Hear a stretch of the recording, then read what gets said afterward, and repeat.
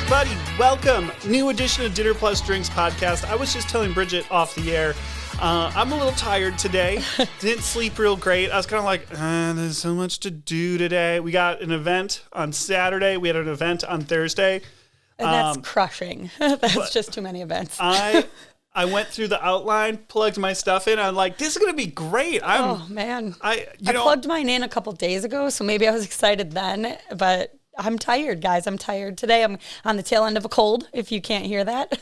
I haven't had the opportunity to speak with you much since your vacation. Yeah, I'm back. So I feel like I got sick while I was there.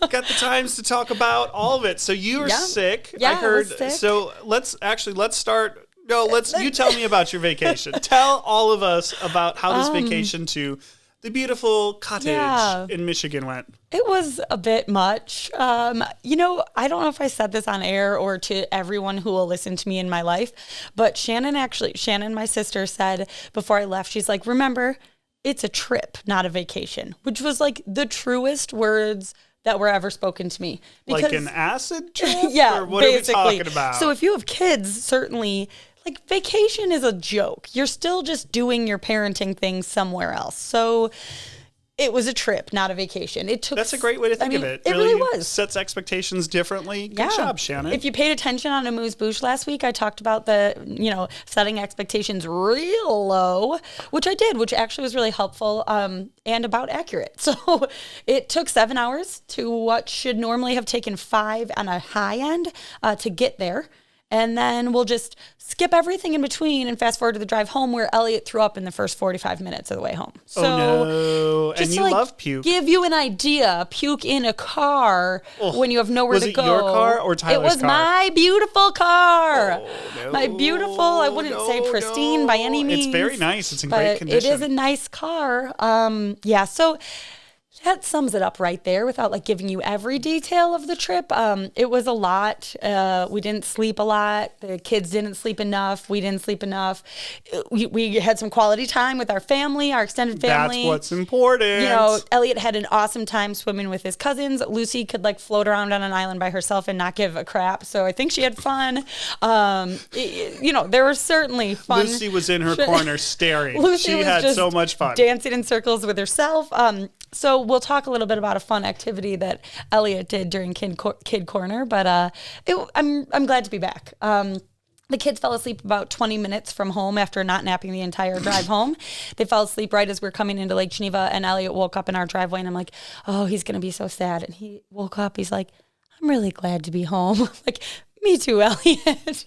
So it was nice. I am lucky to have a place to go. I'm glad to be home.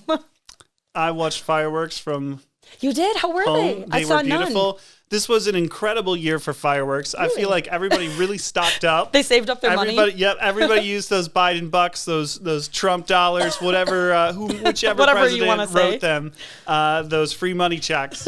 They used them up on fireworks, and it was astounding this year. Oh, dang. I didn't see any. We had the full 360. I watched with my brother-in-law and his girlfriend. Oh. It was a lot of fun. They had a very romantic...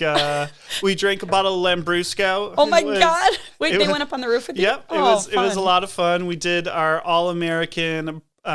we did smash burgers for lunch on the 4th of July and bratwurst for dinner, watched some fireworks. That is an all-American Drank day. some sweet sparkling Italian red wine. Besides that Lambrusco, that's all American. Isn't that like the American thing? Like, it's sweet and sparkly. At least it wasn't white. So we had a lot of fun. Oh, good. I enjoyed the 4th of July. Yeah, good. I heard it was really hot back here. It was so freaking hot. It was not that hot by us. So hot. So hot. Well, it was unbearably hot. Like, I wore long sleeves up on the roof because bugs. So many bugs. And it was windy, thank God. Yeah. But too hot. It was marginal. So 4th of July is come and gone. We're in a weird, this is another one of those weird weeks that's it's nothing happening. Like, it's not Father's Day. It's not 4th of July. Now it's just summer. I don't know. That's what I say. And you know what summer needs? Beer. NA beer. So we're going to pull this one out and share this with the people because we want to see what you guys think of NA beer. But there's a lot of people releasing new NA beers. including one of Bridget's favorite breweries. Yes. River West Stein from Lakefront Brewery is one of mine and Shannon's. I think Shannon actually turned me on to this, but one of our favorite beers. I have the alcoholic version in my fridge right now, but I guess today we're trying the non-alcoholic one. So Lakefront, which is a great brewery, very nice people, very Fun progressive tour. on how they think of beers. A lot of people think of them as stodgy old styles, which they make a lot of what we'll kindly call classic styles, like River West, an amber ale or an amber lager is kind of a traditional style, and it's a very good beer. I love it. But they also try some new things, and they're very forward. They were on the first breweries. I think they're actually the first brewery to do a gluten-free beer. Yeah. New Grist. And then so now they're forward-looking on seeing the number of people that are looking to reduce their alcohol consumption. No, why is that? Just more people? I don't know. People are dumb. During COVID, everyone was like, "Shit, I'm drinking too much." So this comes in a convenient 12-ounce can. It's rich malt flavor and perfect hop to balance, made with malt hops, yeast, and water. Just no alcohol. Actually, it's less than 0.5%. It's amber near beer. So what do you think? Okay, but please note, anybody that's watching this on YouTube, it looks like a dang can of River West Stein. Oh, I don't think it's that bad. Okay, so Nick has never had to endure being pregnant and trying all of the NA options. This is one of the less not good NA beers I've ever had. This would rank right behind my favorite NA beer. I put this a little behind Klausthaler because I think Klausthaler's got some of like European funkiness. So Klausthaler, that was my NA beer of choice when I was pregnant, which means like my entire pregnancy I maybe drank a 6-pack, but it was so much tasted like regular beer that I once had someone that was drinking a lot that evening enjoy my NA Klausthaler at the end of the night because he thought it was a regular beer. So this is not so bad. To me, it's just a little watery. Like it almost is like malt flavored water. Now, because I'm not actually going to torture you, I have the real one. I'm going to go grab that so you can compare it. I was like, what is this shit? Yeah, if you have had to try out different NA beers, I will not totally shame this very well-known, previously Milwaukee-based brewing company, but their NA beer is nasty. I once spit it out at a wedding. Someone was being so kind. I was pregnant at a wedding. They got me an NA beer to like be part of the crowd, and I laughed and spit it out on someone, but it tasted like wet cardboard. So I'm on board with River West Stein NA, not as much as the real River West Stein. Yeah, I liked it. I mean, it's good. I honestly would drink it as like flavored water. Flavored water. Wait, I'm showing on YouTube how similar these look. Please note the giant NA on the can, but otherwise, like, these are the same. Man, this is so much better. I understand. I'm not shaming anybody that is, NA. Lots of various reasons for that. All of them very good. But I really like them both. I got to be honest. I think the alcohol ups the flavor. It tastes like beer. Yeah, I don't intend on ever getting, doing this again. But ever getting pregnant again? I was like, why can't I think of words? Ever having to drink NA beer for pregnancy reasons. But I would say good job, Lakefront. Good job, Good job for the most part. So. Let us know if you have a favorite NA beer that we should try. But maybe not. I've heard St. Pauli Girl is good. I haven't had that, but that would be another kind of Eurofunk one. For years, I didn't know that was an NA beer. Because why would I have known? I never had to look for it. Anyway, now I'm an expert. Also, for the record, NA wine, not good. There isn't any good NA wine. I've tried. When there's that much acidity and sweetness and stuff, it needs the alcohol. Oh, it's man. like a flavor I've tried so hard. Okay. Anyway, that's what we're drinking. Both are delicious. So there's going to be a theme on this. There's a couple themes on this week's episode. Maybe it's why I got excited. We love themes. This time, I'm the one that couldn't choose. I had a really, really hard time choosing things this week's episode. But you only chose one meal here. 2 beers. There was like 7.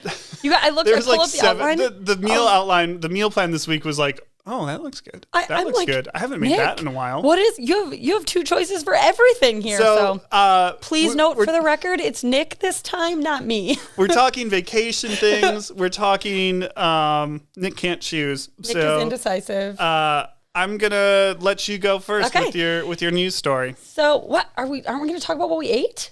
Oh, yeah, we got to talk about food. This. I was so excited. Oh, my gosh, food. Okay, I was so proud. I got so excited for my news stories. I'm excited for this food. So at the cottage, every family, so me and Tyler being a family, and our kids, we are all assigned to a night to make dinner. So it was requested that I bring for our dinner Lake Geneva Country Meets Brats. So this was not a plug. I did not suggest it. Honestly, I would have chosen something else maybe because it's easier to make something else sometimes. But it was requested that we bring a whole bunch of different fun flavors for everyone to try. So I brought 2 of like, I don't know, I think I had 12 different flavors. And we did what I like to call a bratcouterie board. Heck yeah. Why isn't that a term yet, is it? I think it should be. We're Get gonna it make trending it. on Insta there, Bridget. Bratcouterie board. And we made all You these. could be the queen of bratcouterie. All my dreams. Bratcouterie Bridget. Anyway, we brought Queen Bridget the First of bratcouterie, her snappy highness. Bratcouterie land of Snapsville. There's Cheeselandia. Why couldn't there be bratcouterielandia? Snapsville. Okay, we're gonna work on it, but I like it. We're gonna workshop it a little bit. We'll get back. Make an idea. We're gonna put map. it on a whiteboard. So we made bratcouterie, which was really just a brat tasting, where we made all these, I think, 12 different flavors, cut them all up, gave everyone toothpicks, and let them try. And it was so fun because honestly, I haven't tried all of our flavors. It's like grazing. It's so much fun. I mean, that's my favorite way to eat is like a charcuterie board and grazing, small bites. So, but I, of course, know that our brats are good and I work with them every day in some way. These people didn't. They live all over the country, my relatives, and people were going crazy. And like, it's the nicotine we put in them. It's the crack. That's a joke. You can't say anything on the internet these days. Picking their favorites. My brother-in-law Spencer was like, "Oh yeah, for sure, it's jalapeno pepper. No, mushroom Swiss. Ooh," and I think he landed on cheddar green pepper. And I told him he was boring. Anyway, they were great. It was super fun. I highly suggest it. Like, come in when we have our fresh brats out, or buy a whole bunch of frozen 6-packs if you want. But I did it when we had a large variety of fresh and just got a whole bunch of different flavors, cut them all up. It was so fun for a large group and let everyone, like, if I really had my shit together, I would have like made scorecards. Like, ooh. Bridget 3 years ago maybe would have done that, but Bridget today can't sense handle of themed that. party. Bratcouterie, man. If you're coming to my house, you know you're going to be eating bratcouterie now. So it was super fun. That was the best thing we ate. We put a whole bunch of fun side salads together because we have some vegetarian friends, which you'll hear what I served them in my news story. So there you go. Tots. That's what I ate. We had our first beer garden. That was a Thursday event. We had Gracie's Kitchen out, which is a new food trailer. Yep.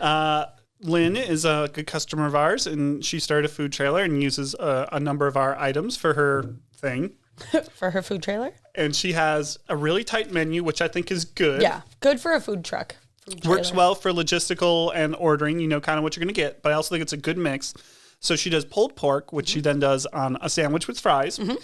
She does grilled cheese, like classic traditional American. It was so good. That's what I ate. Grilled cheese, and you can put pulled pork on that, and then tots. She does a fully loaded tots that has onion rings, bacon, pulled pork, and you can just smother barbecue sauce on it. And my God, it was so good. I think like I saw everybody order that. I got the grilled cheese, also delicious. I believe the Henningfeld children got a bucket of fries. Well, I added the bacon secret menu item to my grilled cheese. Ooh, that was a good if you know, secret you menu know. item. Yeah, she did a really great job. So. And my favorite thing was I think she deep fried the tots. So they were like a little underdone in the middle and very crunchy on the outside. She deep fried. Which is perfect. She deep fried the bacon too.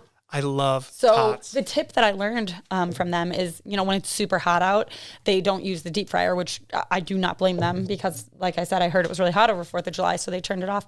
But as long as tots are on the menu, it means the deep fryer is up and running and you can get bacon because they deep fry their bacon, which means it's crispy, which is the way I like it. It was perfect. So anyway, I don't like crispy bacon usually. I like it still tastes like pork, but in this thing where it was a crumbly thing, perfect. Those tots looked good, man. So everybody go get some tots. Maybe come to our next beer garden. Yeah, we should do that. Or just, maybe just make your own tots. No way. Come to our beer garden. And put a lot of stuff on top of them. Like pulled pork from Lake Chiva Country Meats. We didn't plan I knew you were going to pick this one. How'd you know that? Okay. Oh, wait. No. This is a different one. No way you know this. All right. The one I thought you were going to pick was Heinz started a petition to make sure that hot dogs and hot dog buns were sold in the same quantity of packaging, which I think you complained about 73 times. Because it's irrational. And it's also like you like when brands do cool, funny things like that. God. So I thought for sure that's what you were going to go with. I didn't see that, but that's Nick's like third news story, everybody. Okay. Are they winning? Because they should be sold. Yes, people are winning. Yes, they should be sold in the same quantity. And if you don't believe this, go away.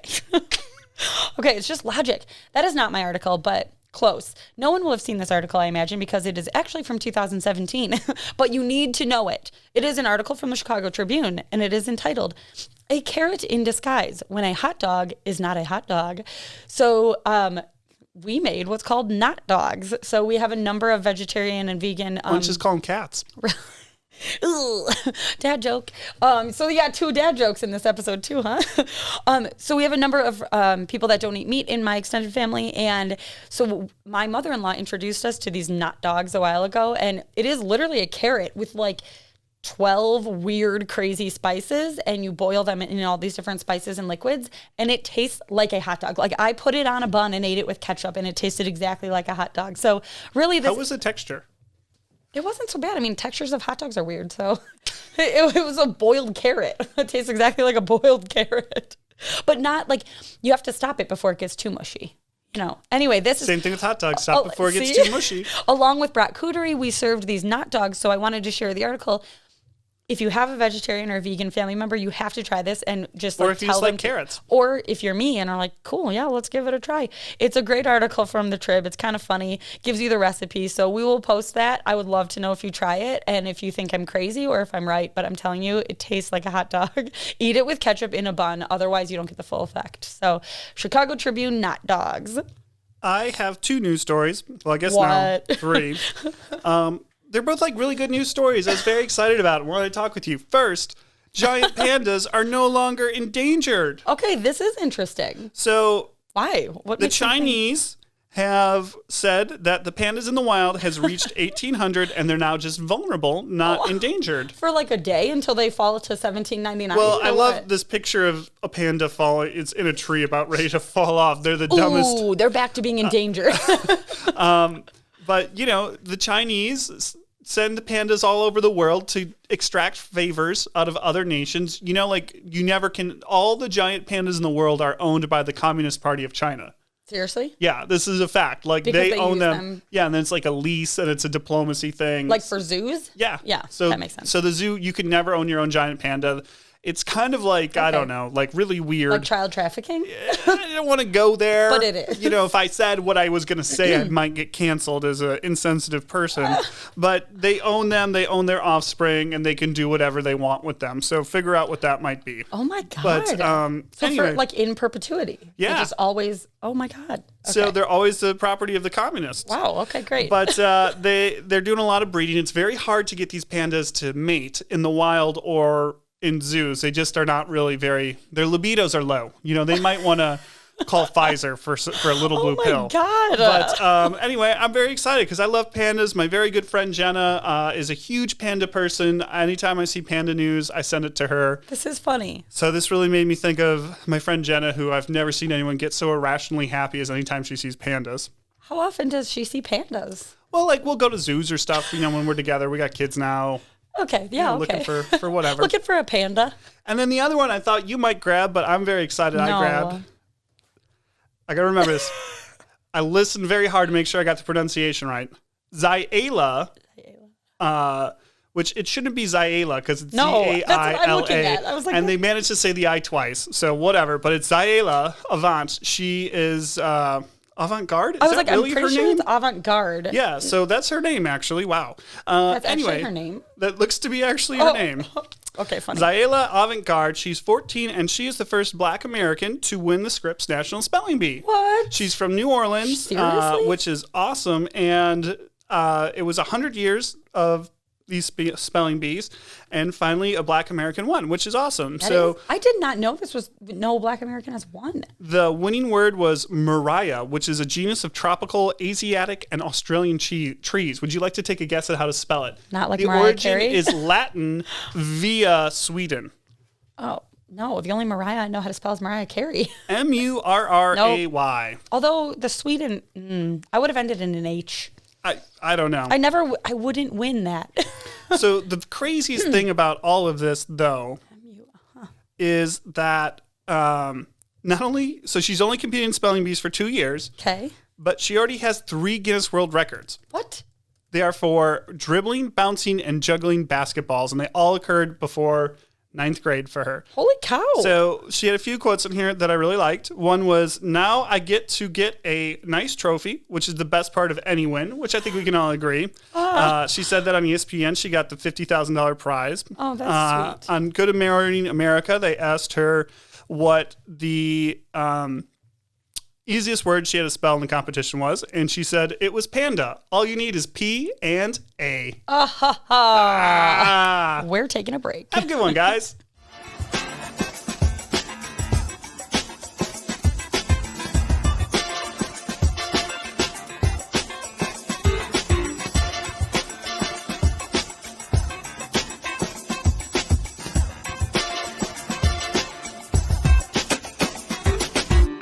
Okay, we're back, and I have a very important thing to say before we tell you our product recs.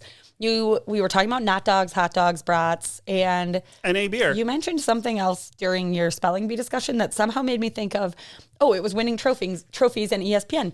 Did the Coney Island hot dog competition happen? Yes. Okay, I usually weirdly get obsessed with watching Joey it. Chestnut. You didn't hear about this? No, oh I've been gone. I have my fourth news story. Joey Chestnut had 67 or 76 hot dogs, broke his own record, but we couldn't watch because ESPN had technical difficulties during the whole thing. What? And cut out the whole thing. Oh my God. Also, if you haven't seen his introduction, no, I've seen. You need nothing. to watch this. Oh my gosh. I'll Publish show it this in the show notes. Yeah, I'll show you. Okay, I this. 1 year watched it. I couldn't stop looking at it, even though it's the most repulsive thing.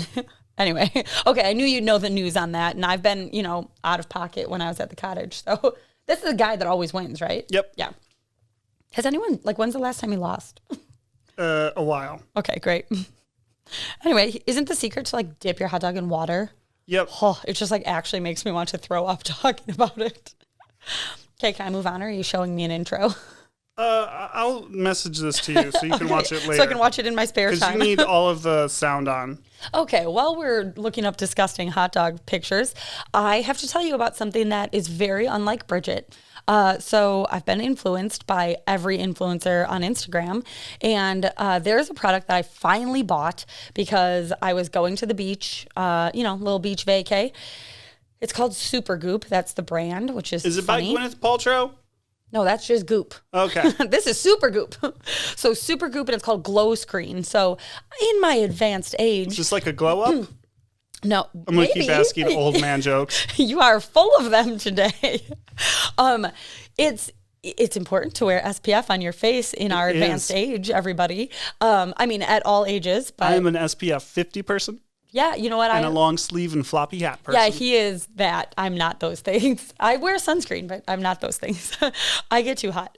But there's a thing called Super Goop Glow Screen, and it is a facial sunscreen. And it just gives you a little light coverage, but it's SPF 40, and it covers your face enough to make it look like you have your shit together, and covers those bags under your eyes a little bit that says, nice. I slept more than 4 hours. I need that. But it is just a light sun-kissed look. So it was perfect for beach vacay if I wanted to look like I wasn't a disaster.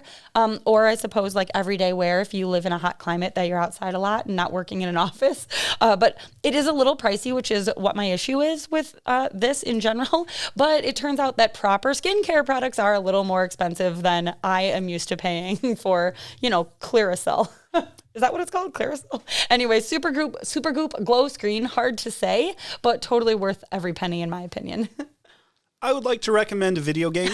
A video game. Great. It's called Assassin's Creed Valhalla. Great. It's been out for a while now, but I'm just getting around to playing it. I'm about, 25 to 33% through the game. Part of the thing is I like to play little side quests. Wow. If you're not into the Assassin's Creed franchise, it's great. You get to stab some people, but also you learn some stuff about history. They do this really cool job of making an alternate universe where they weave in historical figures and historical places. So you're in England in the 9th century, 10th century, raiding people. And, sometimes you stab people, sometimes you don't stab people. You get to see London in, the late 900s, a very nice, very faithful recreation of it, which I think you might be interested in. That would be the most interesting I could load it up and show you what London looked like back then. I know you like London. I hate nothing more than watching people play video games. Well, I would let you play. You could navigate London yourself. I appreciate it. Thank you. But good recommendation. If you're into the video gaming and the history things, Assassin's Creed Valhalla, they did a really good job with this one. Look at us. This was a funny recommendation. So yeah, I'm all about it. Playing it all the time. Good relaxation. I just love it. Stabbing people, it's the best. Yeah, I listen to crime podcasts. You stab people in a video game. We're great. We're doing great. Yeah, it's wonderful. We'll be right back, guys.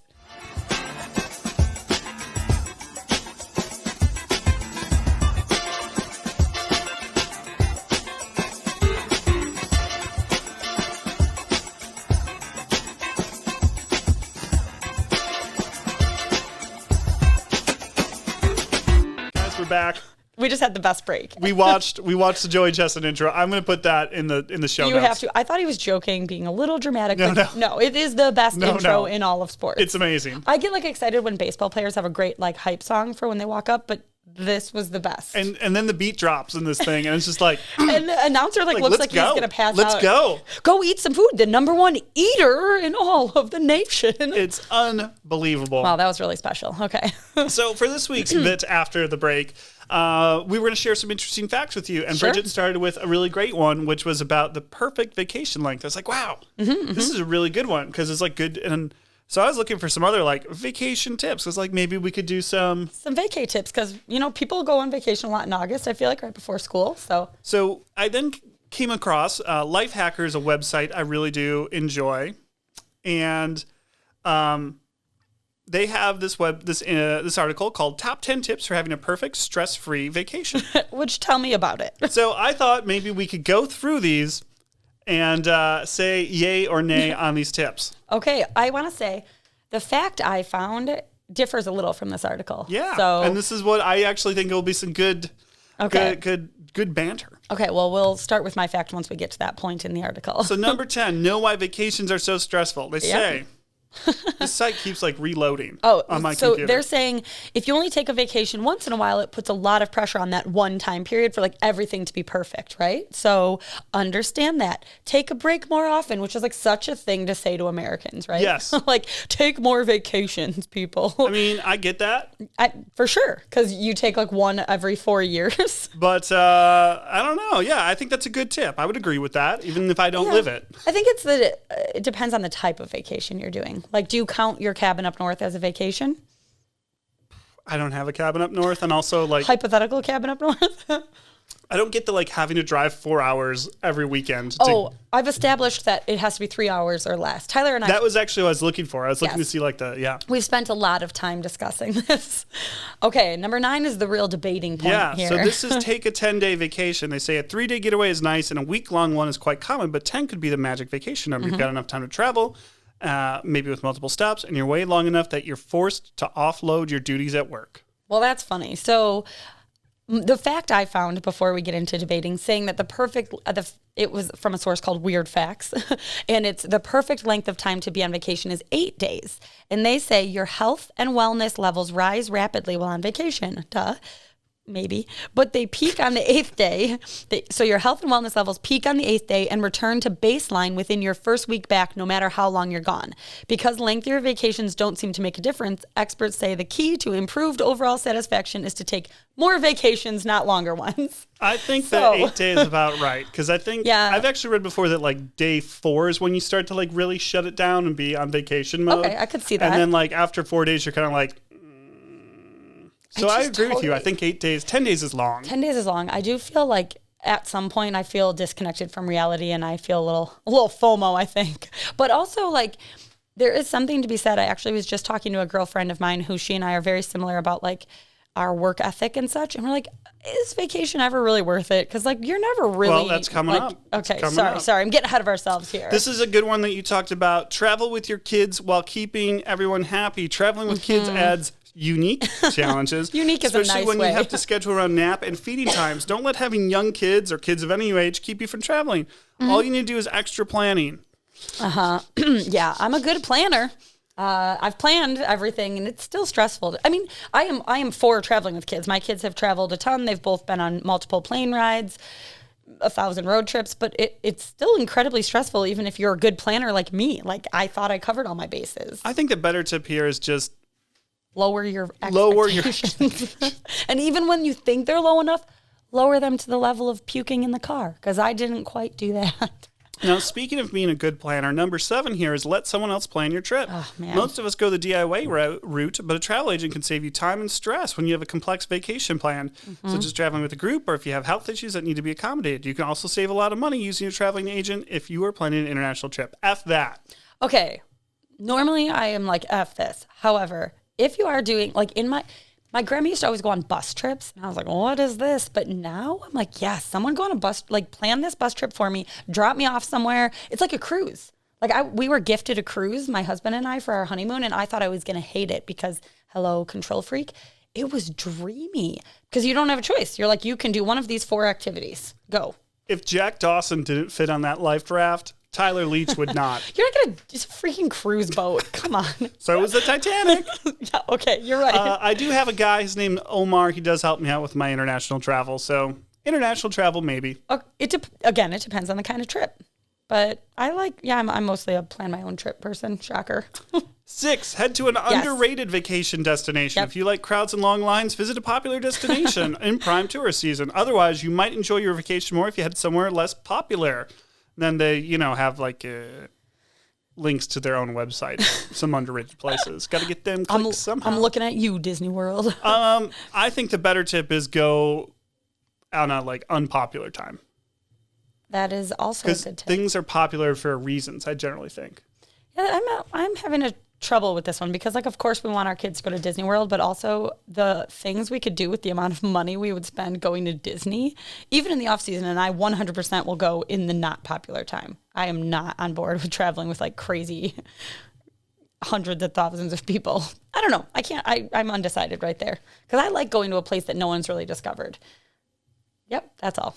I mean, my last vacation was in Kansas City, and I really enjoyed it. So See? I think, I think you're in the middle. I think I'm in the middle of that one. Because you guys love Disney, too. Yeah. So. But we go in the off times more, I don't know. Number 5, streamline your vacation planning. Sometimes vacations are stressful, but you have apps like TripIt for automatically organizing travel plans. Or you could have a custom Google map or a spreadsheet. Or you could have a note on your phone with all the things, which is what I do. You thought this was a making fun of Bridget joke, but I have everything in an Apple Note that's on my phone. I do keep Apple Notes of things to do. I do also have a spreadsheet, which all of my friends make fun of me for. We're going on a little girls' weekend to a cabin, and of course I was like, we need a spreadsheet. Yeah, you do. And I think people are getting on board with that now. How else do you organize meals and You need spreadsheets. We love a spreadsheet. All right, number 4. This one I think is going to speak to you. Set guidelines, boundaries. When traveling with a group of friends. Traveling with friends is a lot of fun, but it can also drive you crazy. Maybe family as well. Since you'll be together constantly and probably won't agree on everything all the time. Keep your cool by making sure everyone is on the same page when it comes to accommodations and planned activities. That might require a spreadsheet. This is hard. Maybe a consent agreement. Okay, this is hard. I don't know what else to say here. There are select people I can travel with, and I've done it. I've gone to Europe with friends. I've gone to, other states. I don't know, whatever. Europe comes to mind. And yeah, man, you learn quickly who you can travel with. It's like one of the first things I like to do as early as acceptable with a boyfriend, to be like, yeah, we're never going to make it because we can't travel together. I agree. I think that's a huge deal breaker. Because you learn Tyler is patient as a saint, but can't hold on to a plane ticket to save his life. So like, I will hold on to the paperwork and plan the things, but also be a little crazy as long as you are patient and bring me down a level when we meet in the middle. So I am not a relaxed You roll in traveler. 5 minutes before gate time. Just he rolls in 3 hours. We can meet in the middle, maybe. I'm not a relaxed traveler. I don't like to just sit and do nothing. I do like to have a plan. Yes, even on vacation, because I have kids and I like to eat meals. So people don't always like that. And yeah, everybody who's listening that knows me, I'm picky about my coffee. So when I'm on vacation, I want good coffee. Shout out to my sister. Number 3, work on vacation without going crazy. Sometimes you have to take work with you on vacation. It can't be helped. If that's the case, try setting aside small blocks of time that you'll use to catch up on work and save the rest of the time for enjoying your vacation. Mm-hmm. I think this is a great tip. I like this too because preparing for a vacation otherwise is so stressful. I slept for 4.5 hours the night before we left for our trip because I was like trying to do everything. I'm like, I can't take 5 days of work and jam it into one night and try and get it all done.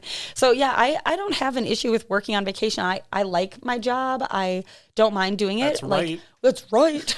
Once kids are in bed, like give me 30 minutes to do this task real quick so I don't have to go crazy while I'm trying to pack. I too like my job, and when I go on vacation, I usually set a time every day that I'm going to spend an hour doing work stuff. Check in. There's some things that are a lot easier if I do them the day of instead of in advance or afterwards. Get those things done and then move on. And it just sets expectations, or what some people might call boundaries. Okay. I will just say, what I do like to do on vacation, like I'll put on my out of office. So I like to not feel like I have to respond to emails or texts or calls or whatever immediately. That's like my vacation. Sometimes I just send back F off, I'm on vacation. F off. If you know I'm on vacation and you send me a question that you can figure out yourself, you might get some expletives. Yes. So that's like really being disconnected. The other tasks are ones I don't mind. So I'll do those. But like, no, I don't want to be at your beck and call while I'm on vacation.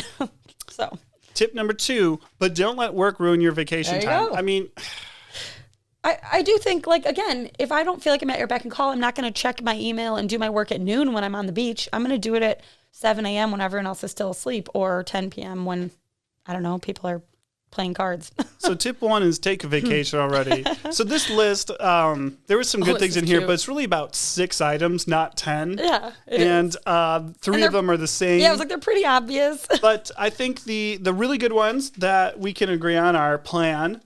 Use a spreadsheet or at least a note app. Lower your expectations real low. Set a time that you're going to do some work. If, you have to, right? Some people I think will disagree with it. I can already feel the hate mail coming at us about this. I mean, if you're the type of person that is a wired to work type of person like Bridget and I, set those boundaries. Set boundaries. Be clearly communicating with them. Consent is for all types of activities that adults do. So, a good point. If we're going on a family vacation, maybe say, hey, we're doing these 2 meals together no matter what. These are the other activities. We'll figure it out. Here's some alone time. Here's some other times, we can be chill. Bridget's bringing you good coffee if anybody wants any. Bring good coffee. I mean, those are joys in my life, in my day. And, maybe go for 8 days. Go for 8 days. I guess I'm not totally sold on the number of days still. I can't figure it out. I like Shannon's point of you're going on a trip, not a vacation, a 7-hour trip. 7-hour trip that should have been 4.5. Whatever. To be fair, I'm complaining, and my 5-year-old and 2-year-old didn't. I mean, they whined like kids, but they were champions on that trip, more than me. Except on the way home where Elliot puked. But he just laughed. I mean, he asked for French fries 10 minutes later, and we were like, we're going to not let you eat for a little while. Please don't throw up again. Anyway, So if you have vacation tips, I really we've done a lot of, I would say, quote, research on this in the past week or so. I've recorded a podcast, a Moose Boosh about it. And how do you do it? How do you go on a stress-free vacation? Is that a thing? Anyway, let us know. Is there a secret answer? Is there a secret answer? Let us know the secret to life. Yes, please. Thank you. All right. So, meal plan this week. Yeah, you were pumped about it, huh? It was a great one. You really put some really good recipes on there. I love how excited you get about these because sometimes I'm like, oh, man. So we have, I think it's 602 recipes on the website now. I feel like I've used 598 of them. And I forget about all of them. I know. It's like I do go through and try and be like, I haven't seen this one in a while and build the meal. So I really like seeing some old favorites, some meals I've made in the past that are delicious. And this week, I'm really going to recommend the grilled steak with beer mustard sauce. Oh, yeah, this is an old one. Mustard gets overlooked as a condiment for beef. I hate mustard. It's so good on beef. It's a very English thing. Yeah. And it's great with a roast. It's a great condiment with beef. Mixed with beer and put together and spooned on top of beef. It's not disgustingly sweet. It's a little tangy. It's a little acidic. Plays off the rich beef flavor really well. I love this sauce. I love this recipe. And it's any steak, right? Yeah, you can do any steak. Just put it on top of any steak you grill. I think we wrote it for a porterhouse. I feel like it says pick your favorite steak. But I don't know. Yeah, I just really like this recipe. It's delicious. It's a classic. I could see why it would be good if you liked mustard. Yeah. I understand the characteristics. I use mustard for all sorts of things. I wish I did. I have no idea why I chose the recipe I did because I think I put this in 2 or 3 days ago. But there is one on Wednesdays on the meal plan. We always try and kind of go with a sheet pan or a 1-pot meal because by Wednesday you're just God, get me through the week. I Lucy, go to sleep. I don't know what, but one pot spaghetti bolognese. I think I was feeling like I just want a comforting meal. So it was that and beef stroganoff are our 2 one-pot meals, sorry, 1-pan meals for Wednesday. And I was like, these are both just like the most hearty, comforting. I'm going to make it and then I'm going to have leftovers and eat it for the next 4 days. So this was just a classic, like I can make it and not have to make a separate meal for my kids. I don't have to just like serve plain noodles because Elliot will now eat noodles with red sauce. You can have garlic bread with it. And, yep. And my kids will eat bread all day. So anyway, it was a classic, like can't go wrong, middle of the week, get you through the shitty days. I think I wrote it on a rainy day and I was like, this is what I need today. Have you ever really pondered why all the, these are meals. I doubt it. I need a mop. I need something to mop up. I need some garlic bread. And it's like the carbiest of meals. And you're like, I need a carb to serve with my carbs. I know. I do feel that way with spaghetti. I'm like, this is like the most unhealthy dish in the world. But whatever. Don't care. It's delicious. YOLO. Remember when YOLO was a thing? YOLO. Anyway. Well, guys. I got a good one for next week that I just saw on Reddit. No, for the thing that reminded me of something. You better start next week's outline. All right, well, it's time for Kid Corner. I had to black out my punchline here, so Nick didn't know.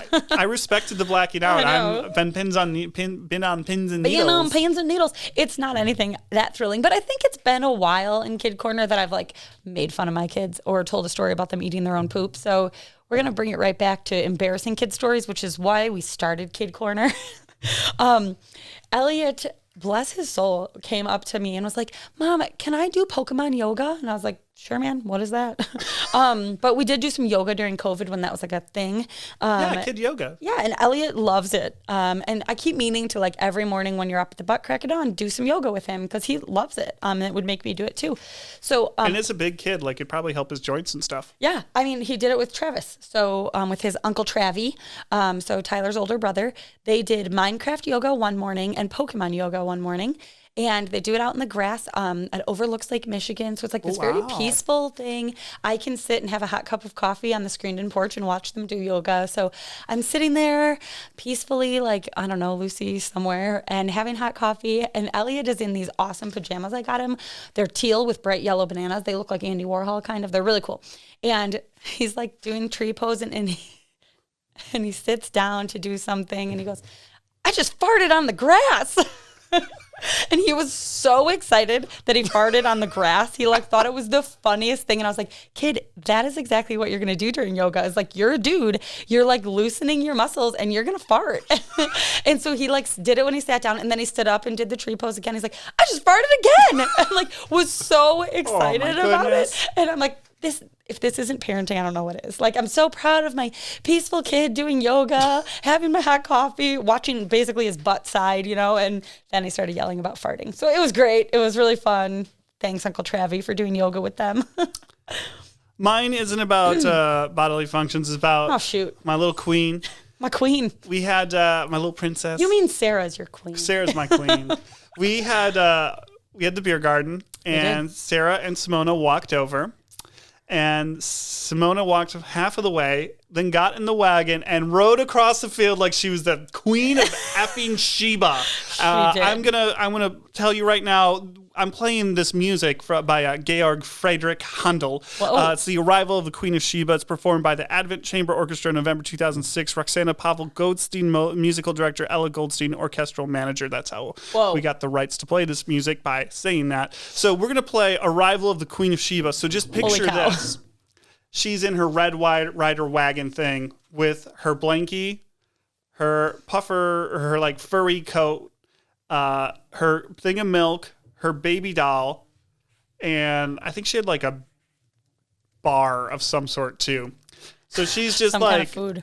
Riding over like she is the queen of the world. Her mom's pulling her across the farm field, and Simo's like, Hi, everybody. She did. She came rolling up. Hey. With like the Miss America wave. Oh my God. It was very funny. She gets out, rolls around like she owns the place, gets pulled in the wagon back. I was just like, baby girl.